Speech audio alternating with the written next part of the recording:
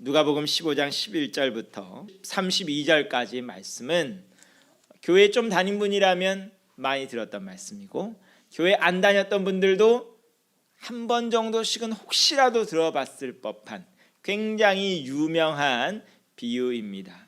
흔히 탕자의 비유라고도 표현을 하고요. 오늘 개역개정판을 여러분들이 보게 되면 11절 위에 붙은 제목도 잃은 아들을 되찾은 아버지의 비유라고 되어 있습니다.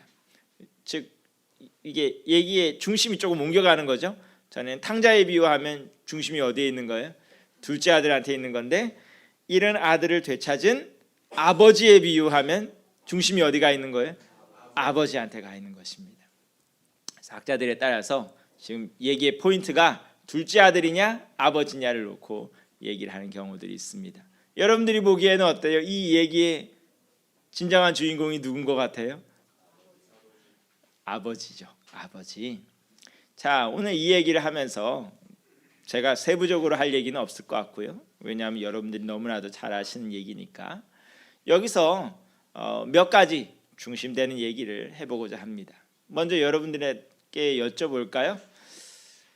아버지가 이 둘째 아들을 대하는 태도, 즉 아버지가 죽기도 전에 유산 내놓으라 그러고 그 유산 자기 목 다 가져가서 유흥비로 다 날려버리고 돌아와가지고 다시, 그러니까 우리가 흔히 아는 말로 집안에 기 들어온 이 둘째 아들 다시 맞아 들이는 게 맞는 거예요? 내쫓는 게 맞는 거예요? 벌을 주는 게 맞는 거예요? 어떤 게 맞는 거예요? 또는 아버지의 마음은 좀 애매하다 치면 여러분들이 큰 아들이라 치고 장남이 또 나오잖아요, 그렇죠? 모범생, 범생이 아들 하나 나옵니다. 범생이 아들 입장에서 화내는 게 맞는 거예요? 잘못된 거예요? 맞는 거예요? 맞는 거죠. 뭘 기준으로 봤을 때? 여러 가지 기준이 있는데 그 중에 가장 중요한 것이 돈의 기준으로 봤을 때. 그렇죠? 지금 현재 아버지에게 남아있는 모든 재산은 누구 거예요? 큰아들 몫만 남은 거죠.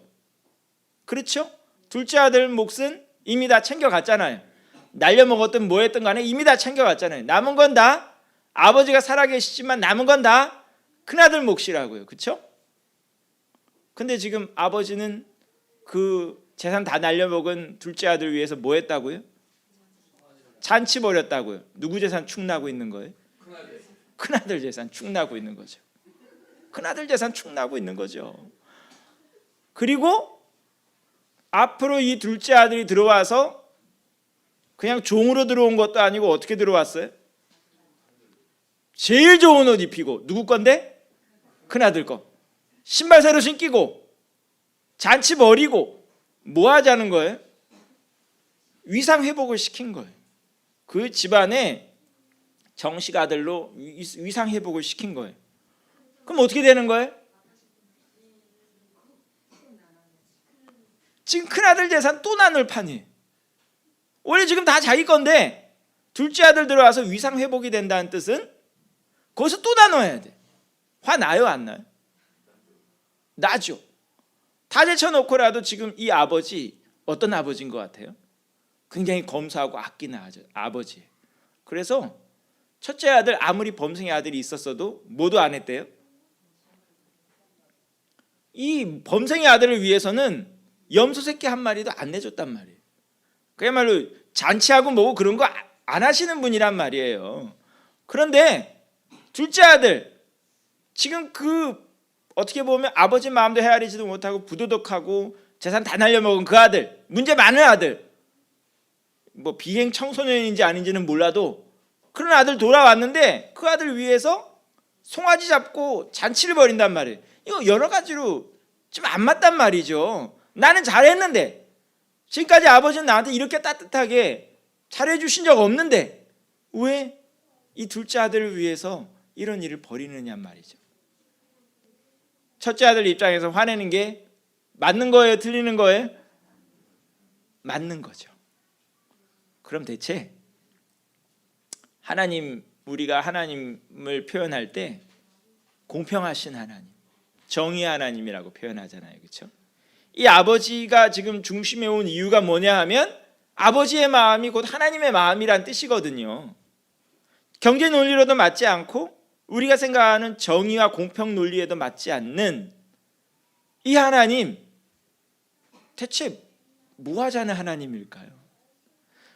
물론 아까 처음에 제가 여쭸을 때 아버지의 마음 입장에서 물으시니까 여러분들이 여기에 절반 정도는 부모님이시잖아요. 부모님들 입장에서는 보통 하시는 대답이 그래도 자식인데 라는 의미에서 그럴 수 있다라고 얘기를 하는데, 과연 요새 현대사회에서 극도로 자본주의화된 사회에서 과연 여러분들이 실제로 이런 일을 당하면 그렇게 맞아들일 수 있을지도 의문일 뿐만 아니라, 그렇게 됐을 때 가정의 평화가 과연 유지될 수 있을까, 여러 가지 고민을 해보지 않을 수 없습니다. 대체 하나님은 무슨 얘기를 하고 싶으신 걸까요? 단순히 동정심을 가지라는 의미의 둘째 아들 불쌍하니까 그래도 자식이니까 맞아줘야지, 이런 개념인가요? 그런 개념이라면 어떻게 하는 게 정상이에요? 야, 너 지금 그 재산 다 날려먹고 문제 많았으니까 어떻게 하라 그래야 돼요? 좀 근신하고 있어. 네 형 눈치도 보이지 않니? 근신하고 저 뒷방 가가지고 벽 보고 서 있어라든지 뭔가 근신하라 그래야 될 거 아니에요, 그렇죠? 그런 것도 전혀 없다고요. 오히려 아버지는 이 둘째 아들이 언제 올까 계속 집 밖에 나가서 기다리고 있는 아버지란 말이죠. 와서 근신할 수 있는 기회조차 주지도 않고 곧장 맞아들여가지고 잔치 벌이는 아버지란 말이죠. 보통 부모님 수준하고도 다른 거예요. 단순한 동정심 얘기를 하는 것이 아닙니다. 단순한 동정심이라면 이럴 수 없죠. 대체 무슨 얘기를 하고 싶은 걸까요? 이 아버지는 소위 말해서 우리의 마음가짐 자체가 빼기 마음을 가지지 말고 더하기 마음을 가지라는 의미도 같이 포함을 하고 있습니다. 이 속에는 굉장히 많은 의미가 포함되어 있는데 그 중에 하나가 빼기 더하기 얘기를 하고 있는 거예요. 자, 이런 얘기를 해볼게요.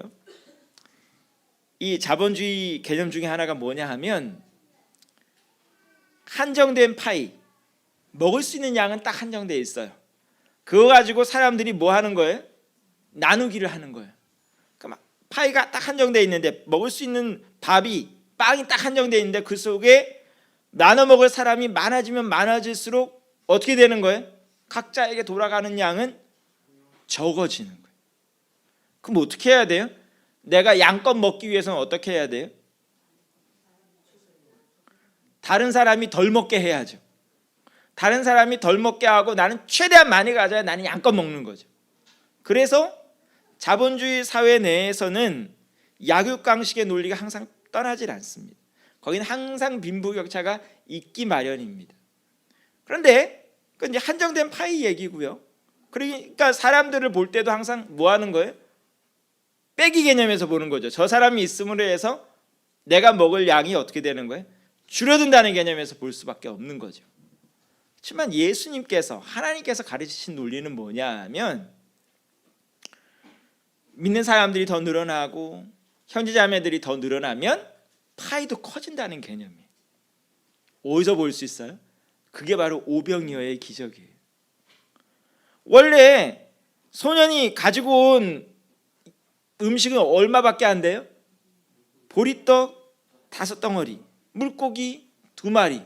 대체 덩어리의 개념도 문제예요. 얼만큼 덩어리인지도 몰라요. 요만큼을 말하는 건지 이만큼을 말하는 건지 모르겠는데 소년이 가져온 걸로 봐서는 크지 않을 거예요. 그렇죠? 커봤자 아마 요만큼씩 된 거 5덩어리일 거예요. 물고기도 잉어만한 거겠어요? 그거 아니겠죠. 그렇죠? 작은 걸 거예요. 그거 가지고 몇 사람이 먹을 분량이에요? 소년이 싸왔으니까 소년 하나 먹을 분량이죠. 근데 그거 예수님께 가져오니까 예수님께서 하늘을 향하여 감사기도 하시고 떼니까 어떻게 되는 거예요? 남자 장정만 5,000명이 먹고도 12광주리가 남는 거예요. 주님의 논리는 더하기 논리입니다. 그 사람이 쓸모있는 사람이든 쓸모없는 사람이든 주 앞에 나왔을 때 하나님께도 기쁨이 되지만 우리 모두에게 도움이 되는, 우리 모두를 윤택하게 해주고 기쁘게 만드는 그런 개념입니다. 오병이어의 기적 개념과 현대 자본주의의 개념은 정반대로 가는 거죠. 저를 가르치셨던 선배 목사님 중에 한 분은 이렇게 가르치셨습니다. 어떤 사역자 하나가 더 들어옴으로 인해서 기존에 하던 사역을 갈라먹기를 할 생각만 하면 발전이 없다. 예를 들자면 전에는 내가 오라는 일을 감당해 냈었는데 새로운 사람이 들어와서 나는 2 감당하고 너는 3 감당하고 어떻게 보면 편해지는 거죠, 그렇죠? 한 사람 한 사람. 하지만 어떤 면에서는 전체적인 어떤 그 공동체 전체로 봤을 땐 사역이 똑같은 걸 갈라먹기만 하는 거지. 이렇게 돼서는 발전이 없다. 그럼 뭐냐? 새로운 사람이 기존에 하던 5에다가 새로운 사람이 들어옴으로 인해서 사역이 7개, 8개, 9개, 10개로 늘어나야 되는 거고, 일을 무조건 많이 하자는 의미가 아니라 그 사람이 들어와서 그 공동체 속에서 만약 갈라먹기만 하면 들어온 의미가 사라지는 거죠. 흔히 말하는 술에 물 탄 듯 물에 술 탄 듯 되는 거죠. 그게 아니라 그 사람이 들어옴으로 인해서 공동체의 색깔이 더 늘어나고 공동체의 사역이 더 많아지고 공동체가 주님 앞에서 감당해야 될 아름다운 열매들이 더 풍성해지는 것이 교회가 나아가야 될 정당한 방향이라는 거죠. 모든 것이 그렇습니다. 사역도 그렇고 은혜도 그렇고 복도 그렇고 우리가 교회에 와서까지 경쟁의 논리로 들어가면 골치 아파집니다. 교회에서 설사 대회가 있고 무슨 경쟁이 있고 뭐가 있다 할지라도 그것은 누가 누군가를 이겨서 내 몫을 많이 하자는 의미의 경쟁은 결코 아닙니다. 그 경쟁은 뭐 하자는 경쟁일까요? 서로 일으켜 주자는 경쟁인 거죠. 자, 여러분 예를 하나 들게요. 교회에서 성경 암송대회 많이 하잖아요. 목적이 뭘 것 같아요? 첫째, IQ 테스트 아닙니다. 둘째 뭘까요? 달달달달 잘 외우는 사람들 골라내자는 소리 아닙니다. 암송대회 함으로써 뭐 하자는 소리예요? 그때라도 사람들 성경 한 절이라도 더 보자는 얘기인 거죠, 그렇죠? 목적이 1, 2, 3등 가리는 데 있는 게 아니에요. 그러다 보니까 어떤 교회들은 이런 교회도 제가 봤어요. 무슨 대회를 했어요. 대회를 했는데 1등은 박스가 엄청 큰 걸, 2등은 그거보다 조금 작아요. 3등은 그거보다 좀 더 작고 각자 선물을 줬어요. 열어보니까 어땠을까요? 들어있는 내용물은 똑같아. 근데 그 껍데기만 속에 신문지 채워놓고 스티로폼 채워놓고 해가지고 박스만 크게 만든 거예요. 뭘 가르치는 거예요? 하나님의 은혜는 경쟁을 해서 누가 누군가보다 더 커지고 위대해지고 더 많이 먹고 이거에 있는 게 아니라는 소리예요. 그걸 가르치는 게 뭐예요? 그게 만나입니다. 만나는요 이상한 거예요. 왜냐하면 하나님께서 이 매일 이스라엘 백성들에게 아침에 만나를 내려주실 때 물론 무작정 시간을 끌진 않아요. 아침 해가 뜨기 전까지 좀 제 시간에만 나가기만 하면 아무리 많이 주셔도 아무리 천천히 주셔도 주는 양이 똑같아요. 그게 만나입니다. 이게 내가 욕심 부린다고 해서 막 사람들 못 가져가 다 내 거야 한다고 해서 내가 많이 먹는 거 아니에요. 가져와서 달아보면 각 사람이 똑같아. 하나님께서 부어주시고자 하는 은혜는 포도원에 새벽부터 온 사람이든 저녁 늦게 온 사람이든 다 같이 한 데나리온 받는 거예요. 이거는 모든 사람의 그거 자체가 사실은 불공평이죠. 누구는 하루 종일 일했고 누구는 1시간 일했는데 다 똑같이 한 데나리온 받는 것은 불공평한 거죠. 하지만 하나님의 은혜는 누군가가 한정된 파이 은혜가 아니란 말이에요. 누군가가 더 뺏어감으로 인해서 내가 덜 먹고의 은혜가 아니라 다 같이 풍성하게 먹는 거예요. 오늘도 그것을 가르치는 거기에는 뭐가 동반되어야 되느냐 하면 사실은 아버지의 뜻은 그렇다 치더라도 동반되어야 되는 게 딱 한 가지 있어요. 뭐가 동반되어야 되느냐? 큰아들의 아량이 요구되는 거예요. 큰아들이 마음을 바꿔줘야 되는 거예요. 큰아들이 다 같이 똑같이 나눠먹기 평등의 개념으로 들어가게 되면 예의가 골치 아파지는 거예요. 그런 정의의 개념을 가지고 있으면 큰아들은 몽땅 다 가져야 되는 거예요. 여기서 작은 아들 나눠주면 안 되는 거예요. 그래서 아버지의 태도도 지금 큰아들을 야단치는 태도가 아니에요. 태도가 어때요? 양해를 구하고 있는 거죠. 얘야, 네가 네 마음을 좀 열어봐. 지금 네 동생이 들어옴으로 인해서 네 재산이 줄어든다고 생각하지 말고 둘째 아들이 들어온 것 자체가 너에게 지금 보탬이 된다고 생각을 해봐. 둘째 아들이 단순히 네 몫을 뺏어간다는 의미가 아니라 너와 함께 너의 삶도 그의 삶도 더 풍성하게 만드는 더하기가 생긴다고 생각해봐. 그 얘기가 바로 아버지의 얘기죠. 그래서 32절 말씀이 그런 의미에서 의미가 있는 거예요. 뭐라 그래요? 이 내 동생은 죽었다가 살아났으며 내가 잃었다가 얻었기로 우리가 즐거워하고 기뻐하는 것이 마땅하다. 큰아들의 입장에서 마땅하지 않죠. 당연히 마땅하지 않죠. 이게 어떻게 마땅해요? 안 마땅하죠. 그러나 아버지는 지금 양해를 구하고 권면하는 거예요. 그게 옳다고 생각하고 그게 기쁘다고 생각하고 그게 너에게도 큰 은혜가 된다고 생각해 주시 않으렴 양해를 구하는 거죠. 먼저 된 자가 성경에서 계속해서 강조하는 것이 넓은 마음을 가지라는 거예요. 저 사람이 들어왔네? 내 몫이 줄어들겠네? 나는 손해보겠네가 아니라 저 사람이 들어왔네? 그래서 하나님 앞에 받을 은혜가 더 늘어나겠네. 그렇죠. 한 사람이 있을 때보다 두 사람이 있을 때 하나님의 은혜가 더 커지고 세 사람이 있을 때 더 커지고 네 사람이 있을 때 더 커지고 그 개념으로 들어가야 된다는 거죠.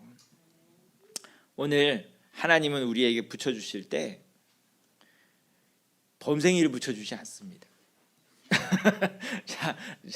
저 얘기를 잘 들어보세요. 우리 삶 가운데 더하기 논리까지 가는 것까지는 좋은데 우리가 주로 바라는 건 어떤 사람이 붙기를 원해요?